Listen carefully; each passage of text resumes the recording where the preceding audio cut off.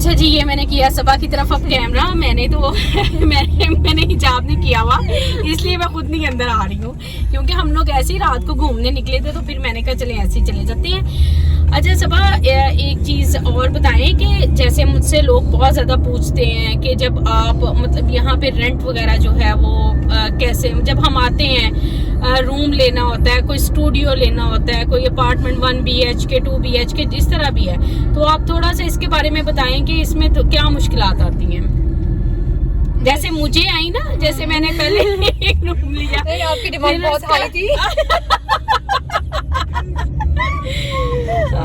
नहीं इतनी भी हाई नहीं थी, लेकिन फिर भी गुजारा करना पड़ता है ना। हाँ थोड़ी डिफरेंट थी, ये कह सकते हैं। तो इसके बारे में बताएं। अच्छा, इसके बारे में यह है कि मैं बेसिक से बता देती हूँ कि यूएई इस मुल्क का नाम है, यूनाइटेड अरब एमिरेट्स।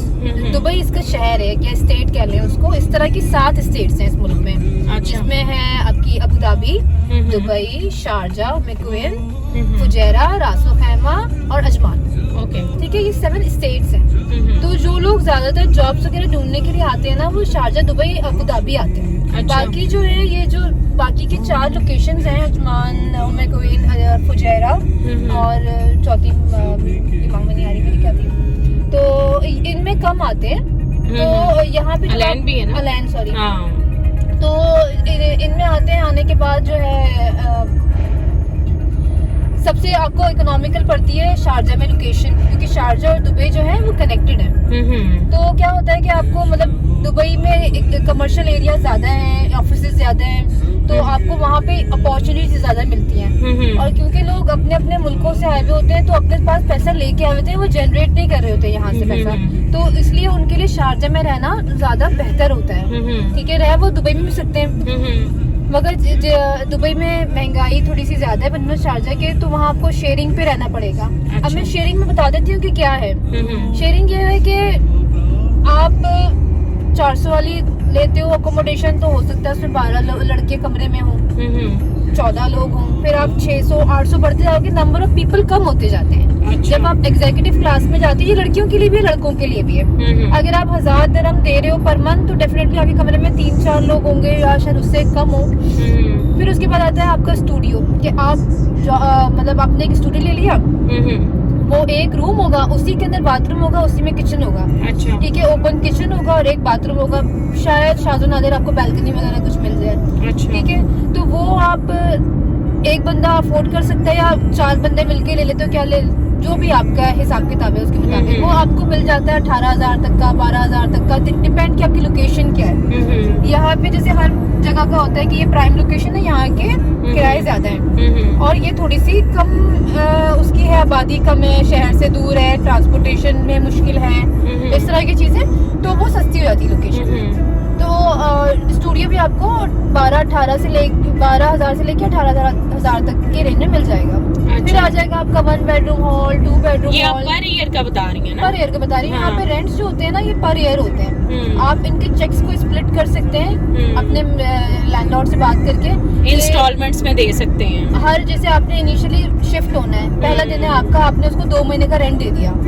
जैसे ही वो 2 महीने का रेंट खत्म होगा ना, आपका दूसरे रेंट का चेक उसके पास रखा हुआ होगा, वो बैंक में डाल देगा, अगले 2 महीने के आपके अकाउंट से वो डिडक्ट कर देगा। लेकिन ये तो होगा ना पर ईयर वालों के लिए ना। हाँ। जिस तरह अब मैंने लिया था, आते ही एक बेडरूम लिया था, मतलब 1 मंथ के लिए, राइट ना? वो तो जो आपका लैंडलॉर्ड था ना, हाँ। उसने ईयरली लिया हुआ था, आपको उसको मंथली दे दिया। हाँ। ठीक। मतलब इस तरह भी यहाँ पे होता है कि जो लोग हैं ना, कुछ यहाँ पे इस तरह का बिजनेस भी करते हैं ना। बिल्कुल ऐसे ही है। हाँ, कि रेंट पे पूरा पर ईयर के लिए ले लेते हैं, और उसके बाद वो आपको रूम शेयरिंग पे दे देते हैं, राइट? बिल्कुल ऐसा ही है। इसको आप बिजनेस भी कह सकते हैं, और इसके अलावा ये भी कह सकते हैं कि जिसने अपने नाम पे लिया हुआ है ना घर, वो उसको रेंट फ्री पड़ जाता है, उसको रेंट नहीं देना पड़ता, तो वो उसका बर्डन थोड़ा सा कम हो जाता है। वो सारी उसकी जो इलेक्ट्रिसिटी कंजम्पशन है, गैस, वाटर, वो स्प्लिट हो जाता है लोगों के ऊपर, और उसको थोड़ा सा से सहूलत हो जाती है। मगर ये जो लोग शेयरिंग पे रहते हैं ना, उसके अंदर किचन उनको एक ही मिलता है, ठीक है। सारे उसी 4 चूल्हे अगर आपके पास है तो आप उसी पे कुकिंग करोगे।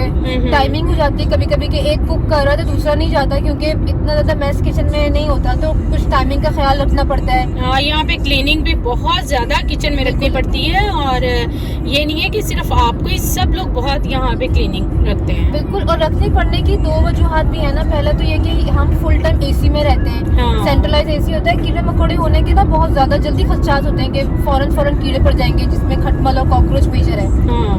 तो अगर आपने ओवर द नाइट कचरा रख दिया बाहर, आपने नहीं फेंका, तो कॉकरोचेस हो जाएंगे। और पाकिस्तान की तरह थोड़े थोड़े नहीं होते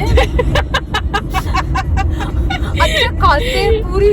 हाँ, यहाँ पे कॉकरोचेस बहुत ज्यादा है, क्योंकि सीपेज होती है उससे, और खटमल होने का। खटमल तो चलो, कॉकरोच तो आपको सिर्फ दिखाई देंगे। सब आप तो लोगों को तो आप तो डरा रही है कि भाई यहाँ खटमल भी है और कॉकरोच भी है। वो हो जाते हैं अगर आपने सफाई नहीं रखी है। हाँ, अगर सफाई नहीं रखी तो मस्त है। आप प्लीज अपने कपड़े धोइएगा, महीना नहीं रखिएगा। आपकी जो भी आदतें हैं उनमें सुधार लाना बहुत जरूरी है। नहीं, लेकिन देखिए ना, यहाँ पर कपड़े धोना और बर्तन धोना, मैं पहले भी ये कह रही थी कि ये बहुत आसान है यहाँ पे। आपने देखे मशीन में ऑटो, हर चीज तो ऑटो पे है ना, तो अब तो खाना भी मैं तो ऑटो पे बना लेती हूँ। ऑटो कुकर बंदा ऑटो पे नहीं है ना, बंदे ने खुद करना है। हाँ, वो तो हमने तो खुद से आने करना के है बाद ना अक्सर लोगों का हुआ होता है हाल। हाँ। कहते हैं बस सो जाओ, कुछ हाँ, नहीं, लेकिन लोग ज्यादा यहाँ से बाहर से ही खाते हैं। हाँ, तो ये कि फिर उसके बाद खैर हम बात कर रहे थे घर की, तो एक अच्छे से अच्छा घर मिल जाता है। अब जैसे मेरे एरिया में है 18,000 से शुरू है रेंट, 1 बेडरूम 2 बेडरूम हॉल के। डिपेंड करता है आपको चिलर फीचर्स होंगे ना, जैसे आपको चिलर फ्री मिल रहा है कि नहीं मिल रहा, सेंट्रलाइज एसी है या नहीं है, विंडो एसी लगा हुआ है, स्प्लिट लगा हुआ है, बहुत सारी चीजें हैं इसके अंदर कि आपका कौन से फ्लोर पर है, कौन सा व्यू है, आपका बंद की तरफ आ रहा है कि व्यू, आपकी बैल्कनी से कोई व्यू नजर नहीं आ रहा, मगर दूसरी सबसे कोई बहुत अच्छा व्यू आ रहा है, तो उन सबके पैसे काउंट होते हैं कि जी 2,000 हम इसके ज्यादा लेंगे एयरली, क्योंकि इसमें ये बेनिफिट है आपको बनस्पत दूसरे अपार्टमेंट से। जिस तरह मैं कॉर्निश व्यू ढूंढ रही थी ना, बिल्कुल, कि मुझे कॉर्निश व्यू चाहिए था, बस मुझे ये था कि मेरी जो रूम की विंडो है, मेरी किचन की विंडो है, बस वहाँ से कॉर्निश नजर आना चाहिए, मैं उठूं और मेरी आंखों के सामने कॉर्निश। मार्केट के मजे लेने थे आपको। तो उसके 5,000 थे।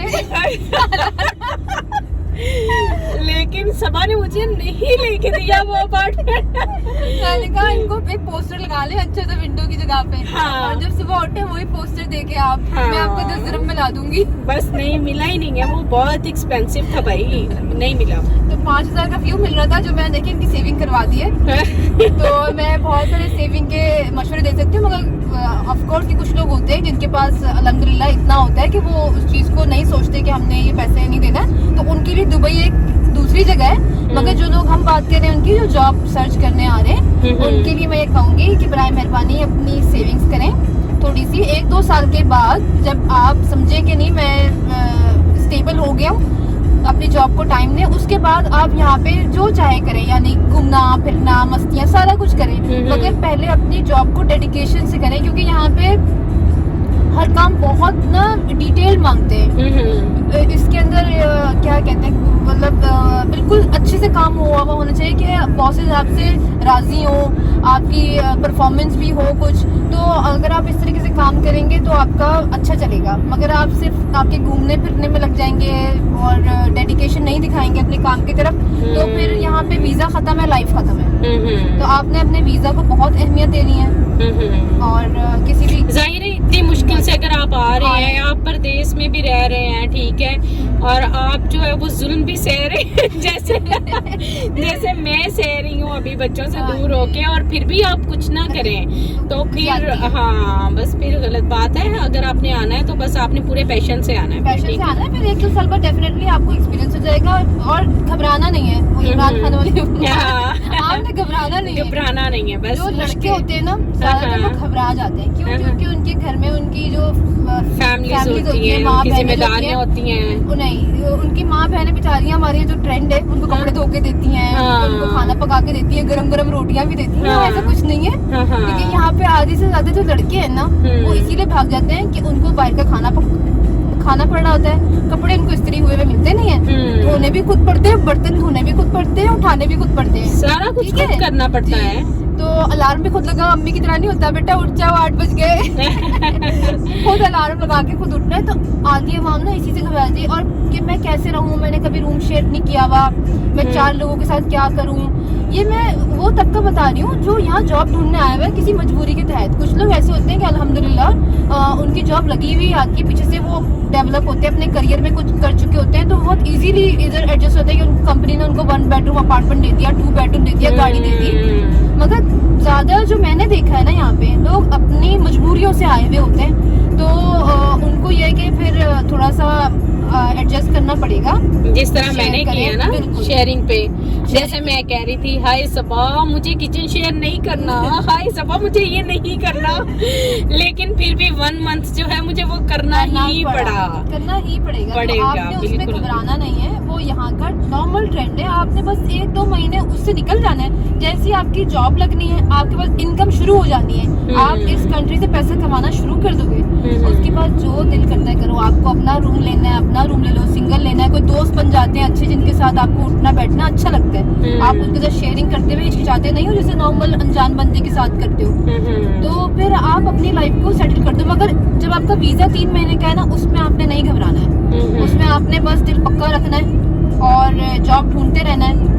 और कम से कम एक वीजा 2 साल या 3 साल का होता है, किसी कंपनी में 2 साल का वीजा देते हैं, किसी कंपनी में 3 साल का वीजा देते हैं। ये फिर कभी मैं आपको बता दूंगी कि 2 साल और 3 साल में क्या फर्क है, बहुत लंबी हो जाएगी वरना। हाँ बिल्कुल बहुत लंबी हो जाएगी।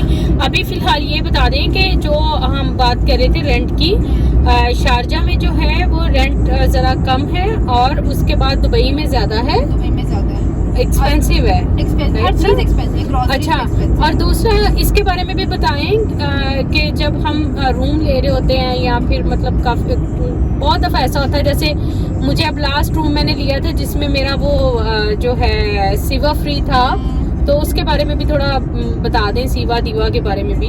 अच्छा, सीवा जो है बेसिकली वो है शारजा इलेक्ट्रिक वाटर अथॉरिटी, और दीवा जो है वो दुबई इलेक्ट्रिक वाटर अथॉरिटी है। ठीक है, यहाँ पे बिजली पानी गैस का बिल एक साथ आता है। ठीक है, आपको वो मंथली जो नॉर्मली होता है कि आपकी रीडिंग वो आके ले लेते हैं, लेने के बाद जो है वो आपको बिल भेज देते हैं, 3 से 4 चीजें एक साथ। किसी जगह पे किसी अपार्टमेंट में आपको कहते हैं कि आपके एसी का बिल हम नहीं लेंगे, ठीक है, तो आपके बिल में वो एसी का यूजेज नहीं आता। वो जो एसी का जो कनेक्शन होता है वो बिल्डिंग के साथ डायरेक्ट होता है, आप चलाते हो ना जब एसी, तो वो कंपनी के बिल में लग के आ रहा होता है आपकी कंपनी में, तो उसको कहते हैं चिलर फ्री।